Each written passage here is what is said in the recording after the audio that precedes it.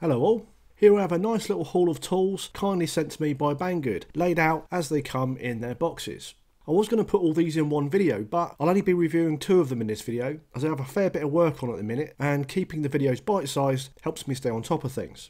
What I'll be looking at in this one is one of these bench mount dowel makers, the testing of which was emotional and took me from tragedy to triumph, and this neat little aluminium saddle square kit. I'll try and get the review of this large aluminium 16-inch, just over 400mm triangular set-out square and this long dial gauge or dial indicator out next week or the week after. Let's start with this Enjoy Wood branded saddle square then. All aluminium and available in imperial and metric versions. I have the metric and you can see it comes in two parts, the first being this fairly typical looking square with a housing machined and two through holes to receive the second triangular piece. It has an easy to read white on black 0 to 100mm scale on the edge and a 0 at the stock to 68mm on the other. The 90-degree side of the triangular piece has alternating 1mm holes for accurate line marking going from 1mm from the stock up to 77mm. The other side has two tapped holes to make to the square.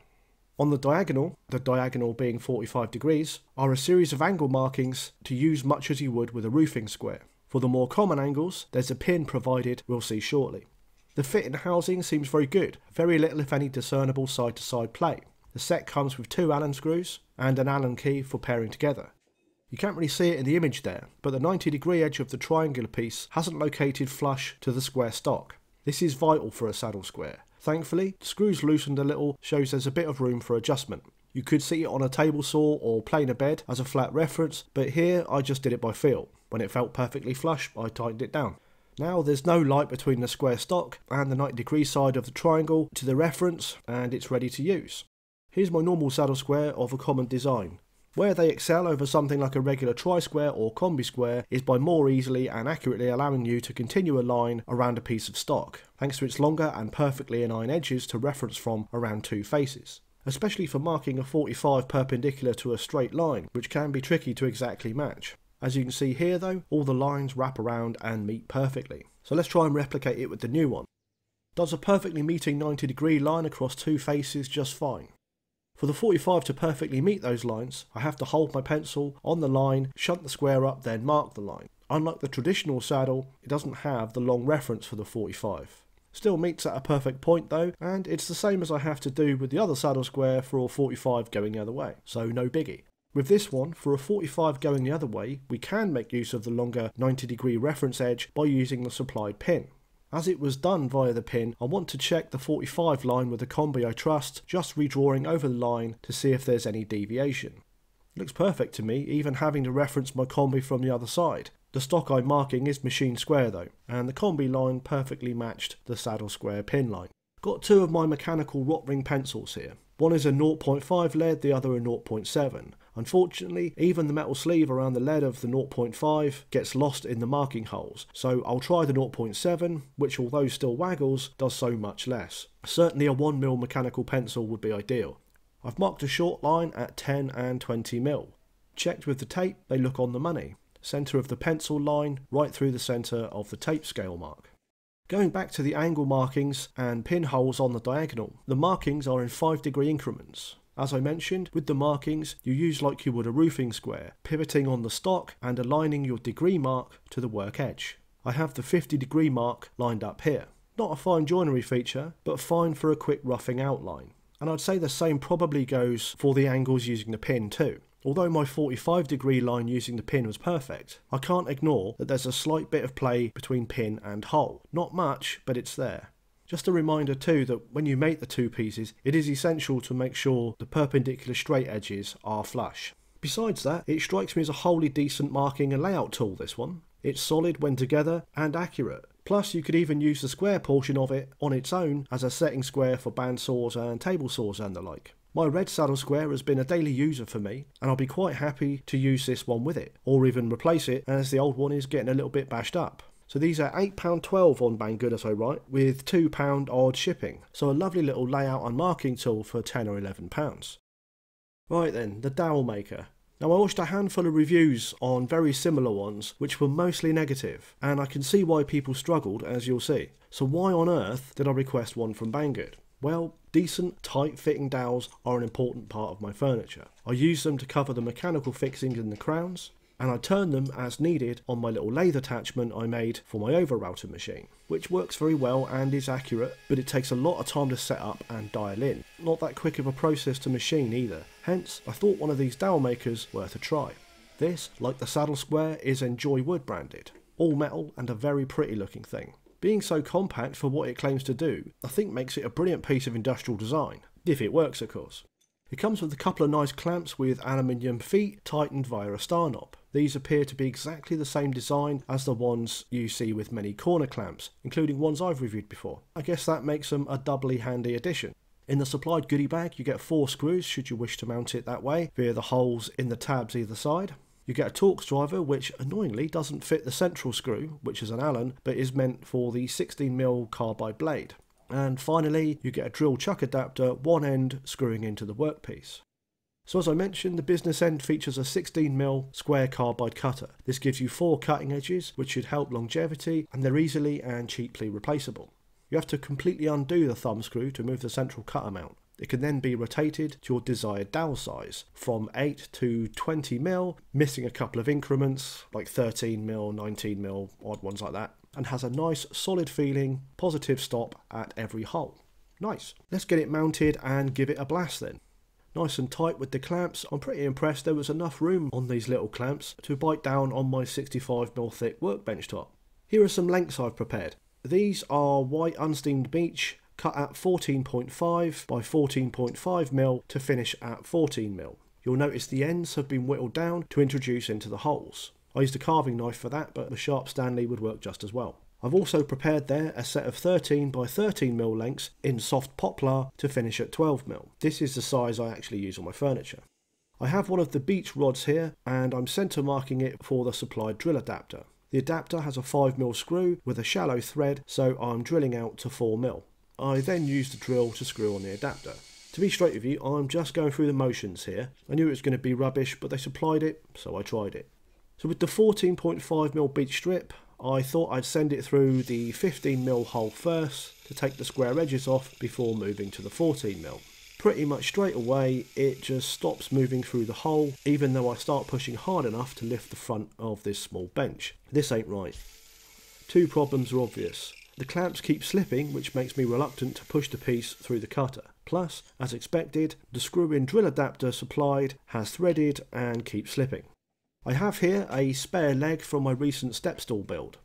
I use this to mount the cutter, clamping it in the vice jaws. Be much more reliable than the clamps, I think. I decided to try the next hole size up too, that being 16mm. I've also done away with the drill adapter and whittled down the end of the strip so it seats directly into the chuck. Well, one problem is definitely sorted. The cutter is mounted nice and stable in the vise. However, the chuck jaws have eaten away the end of the strip. So to hold the strip I thought maybe I'd try a socket, but preferably this weird universal socket thing that has spring-loaded pins to fit various shapes and nut sizes. The universal socket seems to be holding well, but even in the 16mm hole it's going nowhere fast. So let's go bigger. I set the cutter to the 18mm hole. Surely this will take the edges off. Success! Right, back to the 16mm hole. So far so good. Problem is, with all this messing about, the chuck end of the strip is losing all shape, so once more I whittled it and secured it directly into the drill chuck again. I have the cutter set at the 15mm hole too. Oh, for 40 days and 40 nights. I think with all these failed tries I might have overstressed this piece, and the cutter too, as when giving the blade a quick clean I noticed it needed a tighten. Crikey, no wonder people have reviewed this poorly. I do however get perfect dowels out of this, so stick with. So with the second 14.5mm strip in beech I want to take down to 14mm. I've already sent it through the 18mm hole to take the square edges off, and here it is blasting through the 16mm hole. No trouble. Good grip from the universal holder. Now it's got a new unmessed with square end to grip, and it's nice and steady through the cutter. After this I jump straight to the 14mm hole for the finish pass. I tell you what, considering how it cuts, that is a clean cut dowel. Most reviewers complained the cut was messy and a bit choppy. I think they did their starting strips too thick and didn't graduate down to finish size sufficiently. I'm impressed with this, and it's measuring 14.1mm all along with the vernier. Let's see if I can repeat it with the 12mm. Method sorted now, using the universal socket to hold again. I start these strips, which are 13mm by 13mm to finish at 12mm, in the 16 hole to knock off the square edges. Then down to a 14mm pass.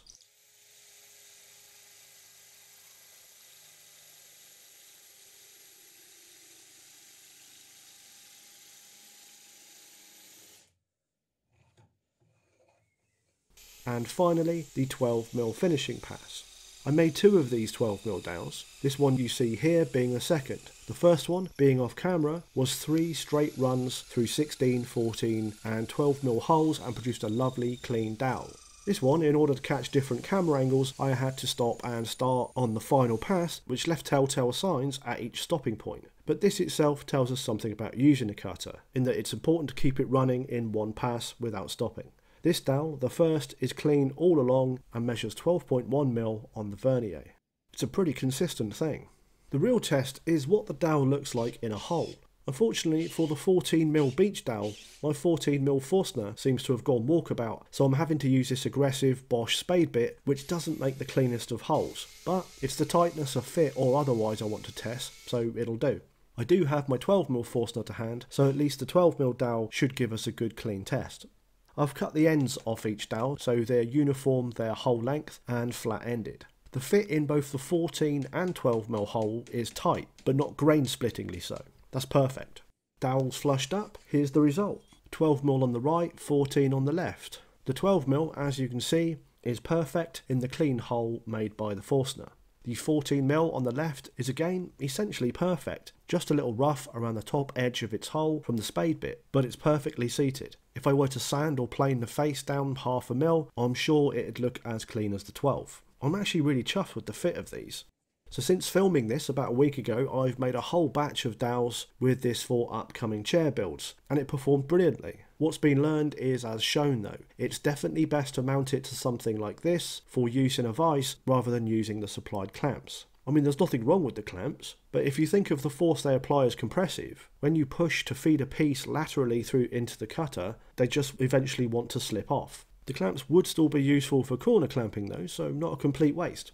Another point is, before every use, just double check the blade is tight as well as the central Allen fixing. It's subject to a lot of juddering and vibration in use, which can rattle these fixings a bit.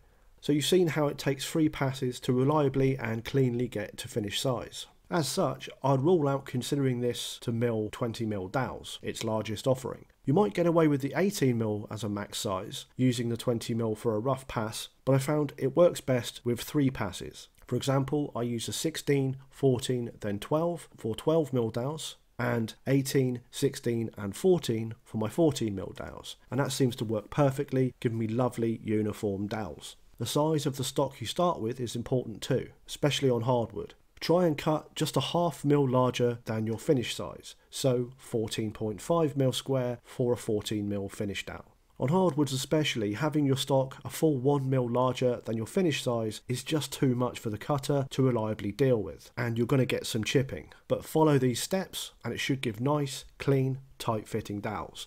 And finally, for the surprise star of the show, this universal socket adapter. I've had it sat in with my socket kit unused for years. Finally, it has a use. It's the most reliable tool for this specific job and can be bought from as little as £3 or as much as £50 for a Weeha branded one. I'll link my Banggood one below, but if you're considering one of these dowel cutters, I'd say one of these universal socket adapters is a must. They do a couple of other dowel makers on Banggood. One branded Ganway looks the same but a little cheaper and doesn't come with clamps. It also doesn't have the thumb screw to easily adjust the hole size either, using an Allen bolt instead. Not sure I'm a fan of that. There's also this Ruby tool one, which despite its Apple Watch clean aesthetic, actually if you look close, looks like it'd be a pain to use considering what we've learned with this Enjoy Wood version.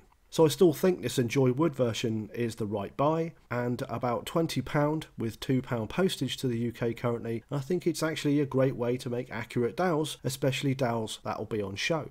So 2 pretty decent and reasonably priced tools in the end there, even if I did think for a minute one was going to get launched across the workshop. I'll put all the relevant links in the description if you want to take a look. If you've any comments or questions, they're most welcome down below. Like if you did, sub if you aren't already, and thanks for watching.